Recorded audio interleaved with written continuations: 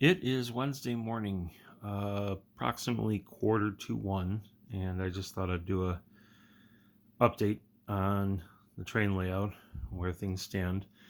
If you happen to catch some of the background of this room right now, it's kind of messy, and for that I apologize.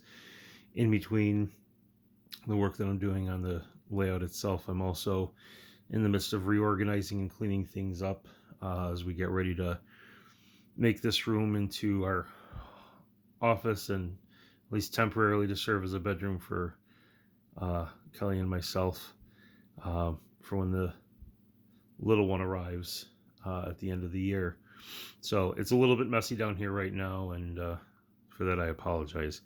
But yeah, I'm getting ready, uh, everything ready to go into storage that won't be needed, and kind of rearranging things so we can move our bedroom set down here, and then our daughter gets our bedroom, and the baby will get her room um, in December. So I got a lot to do with that, but I figured I would take a moment just kind of show you where things are at.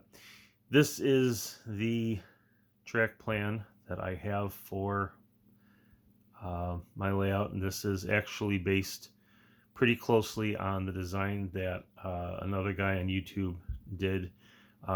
His channel is spins, and I'll try to include a link to that at the end of this. Um, he did a layout. He's doing a layout like this where he's modeling the Swiss Alps, and I loved how it came out for him to do that.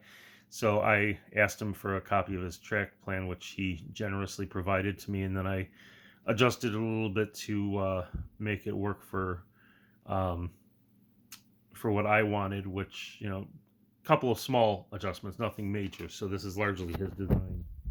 But the big thing that's going to be different is I'm going to be doing scenery that is kind of East Coast urban, uh, as opposed to being, um, a rural landscape with the Alps as he's doing. But he did a really nice set of videos explaining how to use Unitrack, and he explained like some stuff about how DCC works with that. And one thing that I wanted to mention, I had a few people who over the years have kind of like said, "Oh, SnapTrack systems are for kids." And they're not. If you're like me, uh, I love all these different aspects of working on this hobby. But one thing I just don't want to spend a lot of time on is trying to hand lay rail, and that includes using things like Atlas FlexTrack, which I have done in the past, and it is, if you're using it properly, it's great stuff, but it can be really kind of time consuming because you have to sit there and fit the curves and cut pieces, and after a while it was kind of frustrating to me.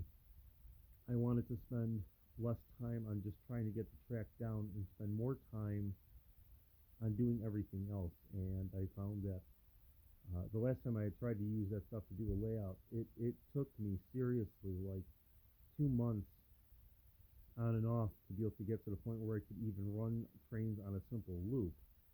And I had a guy at a hobby shop around where I live now.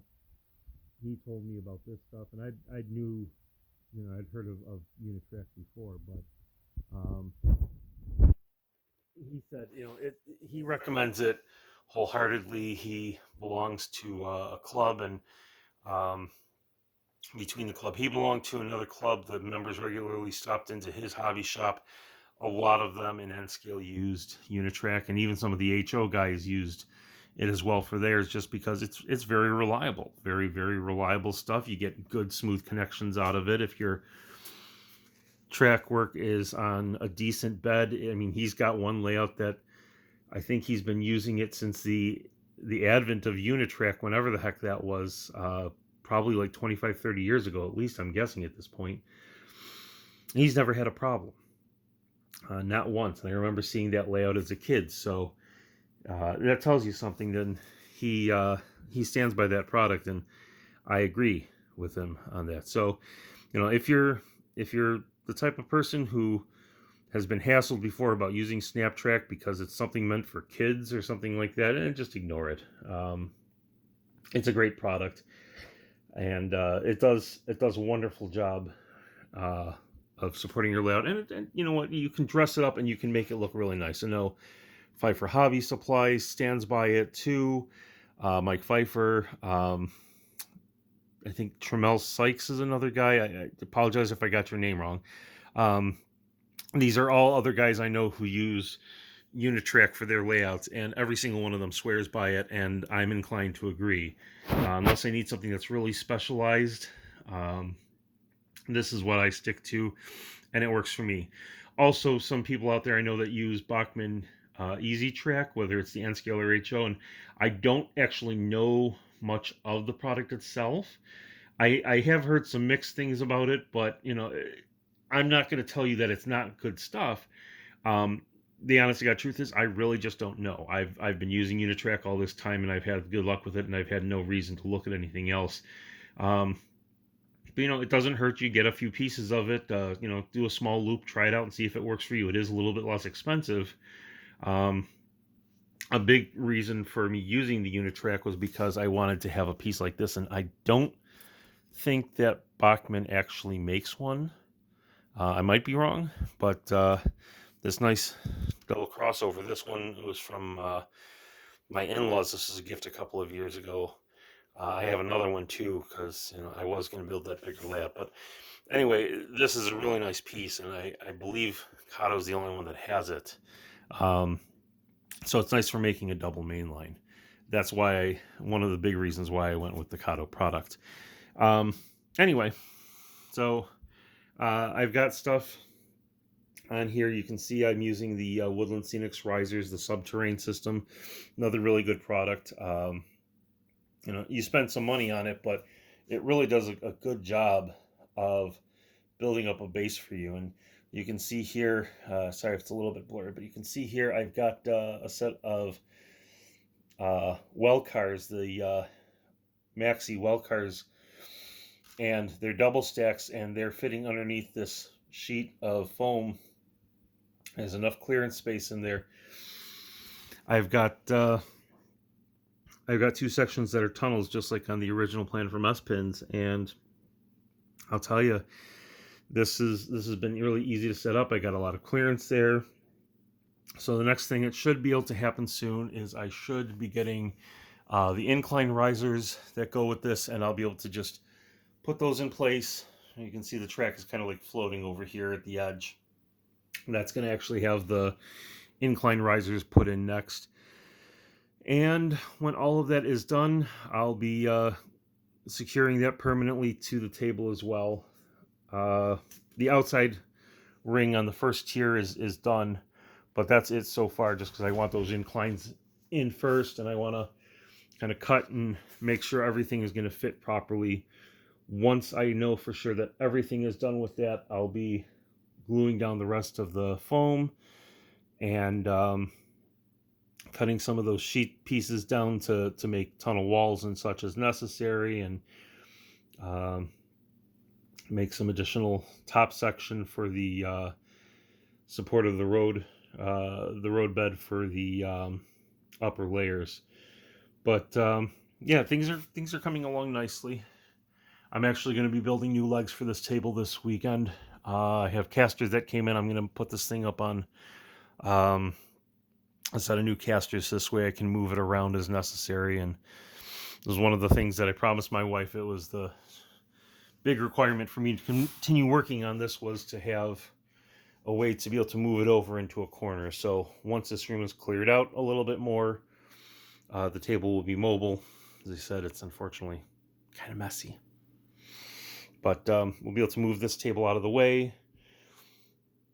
And, you know, once all of that is said and done, then I can work on this whenever I have a little bit of time. And the little one can be down here and sleeping, and I can work on this. And if the baby wakes up, I'm free to just jump over and take care of him or her and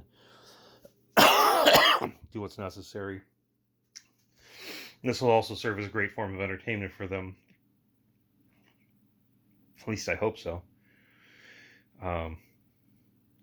But anyhow, so that's where things stand right now.